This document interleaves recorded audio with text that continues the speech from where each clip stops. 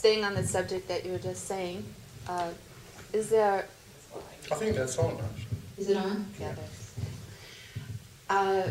you must have had many experiences where you're faced with people who are extremely in the belief system that we're all taught and that we're all conditioned to. Yeah. And that they would attack you or want to make a problem for you. Yeah, well, not for me so much as the message. People tend to attack the message more than me. But you're embodying the message. But it's not my message. It's nothing to do with this. No, but I'm talking about the physicality of it, where a person, does that happen? It doesn't happen, that you don't have to deal with it. No. There's nobody there. But people do want to devalue what's being said because it's a threat to them. Sure. And a lot of people have an investment in their own teacher or their path. So they'll attack what's being said here from the point of view of their path. Mm-hmm. And I've just been speaking to somebody who is working with self-inquiry and believes that he can move along a path, which self-inquiry obviously is. So you can apparently make a choice to self-inquire, and then you move along a path which becomes more and more complicated if you go to someone who's really into all of that. You have to examine your thought. You all know this then. Yeah.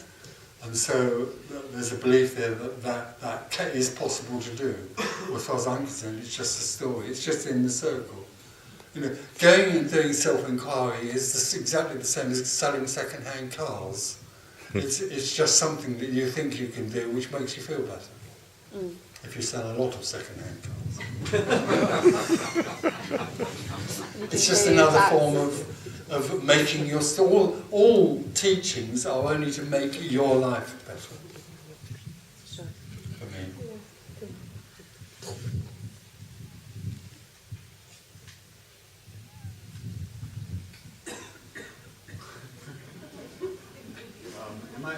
Am I right that the concept of compassion is also completely bullshit? Because there is nobody to feel compassionate about nothing that can be felt compassionate. No.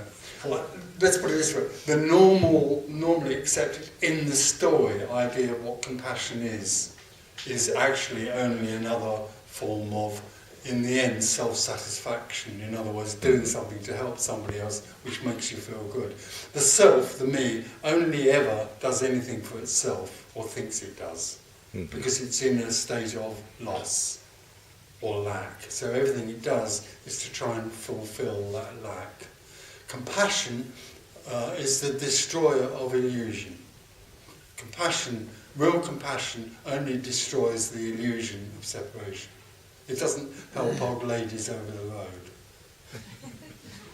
or even young ladies. It's not kindness, sympathy, empathy, any of those things.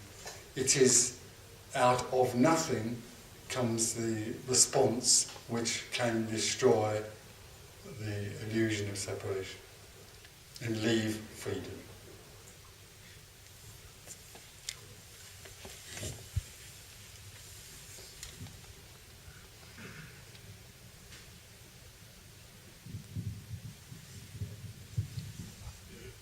But it isn't something that's, it obviously isn't something that's brought about or happens from any intention, because there is no intention.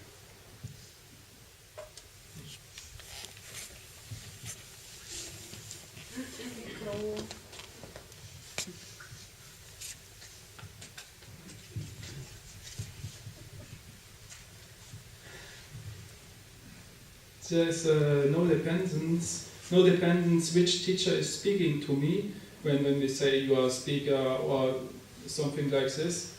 And when we say a person is enlightened, lives in the now. Oh. Yes. Who says that? Like Carl Toller or something? Anyway, it doesn't matter. If somebody thinks that enlightenment is living in the now, that's another fine illusion. Okay. So I see I see people, I tell like it is for me. Okay, I see people living in the now. I can feel it. Feel it and see it, yes. That yes. is amazing. Yes. Well, they sort of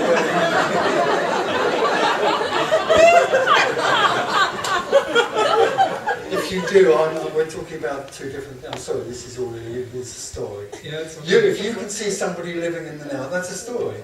Okay. I can see somebody living in the now. It's a story. It's meaningless. Okay, it's meaningless, but the program ends. Sorry? So the program of the I in this body-mind ends. It ends when listening of nothing appears. Okay, but in liberation there is nobody that lives in the now, because there is nobody and there is no now. Okay, when nobody is speaking and nobody is hearing, nobody is for me here also. Oh, that's nice. Yes.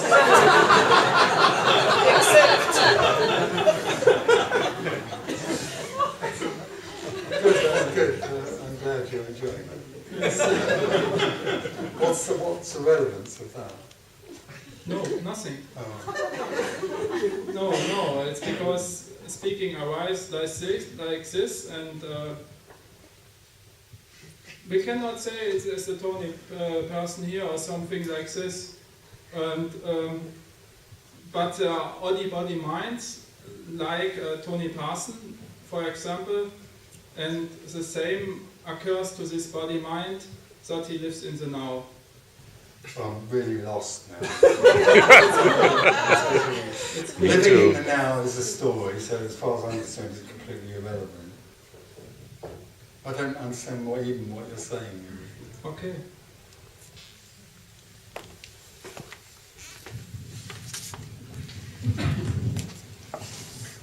Well, I just want to ask again about compassion, because this is not quite clear. Could we say that compassionate action happens out of nothing? No, we can't do it. Compassion is not an action. Right. Action is a story. There is only apparent action in the story. Actually, there is no action. Action is moving from one place to another. So compassion doesn't move from one place to another. The difficulty with all these sort of these descriptions is that the mind thinks that compassion is a thing. Actually, there isn't something called compassion, but it so happens that nothing, when there's apparent seeking happening, out of nothing arises a response, apparently. There's nothing that intends for that to happen, or apparently happen, but it seems to happen. And you could say that that response is compassionate, because it simply destroys the illusion of separation. But there isn't something out there making that happen. It just seems to happen. But only apparently. I'm thinking of deeds like Mother Teresa did. Oh no, just forget it. The story of Mother Teresa has no connection with what compassion is. It's just another story. It's just another way of performing in the world to make yourself feel better about yourself. It's nothing more. Yeah, but it happens. It only apparently happens. Apparently, this happens. Yes, but so do lots of other things Right. in the story. Lots of things Oh, happen, yeah. but they don't have any connection, as far as this perception is concerned, with what compassion is.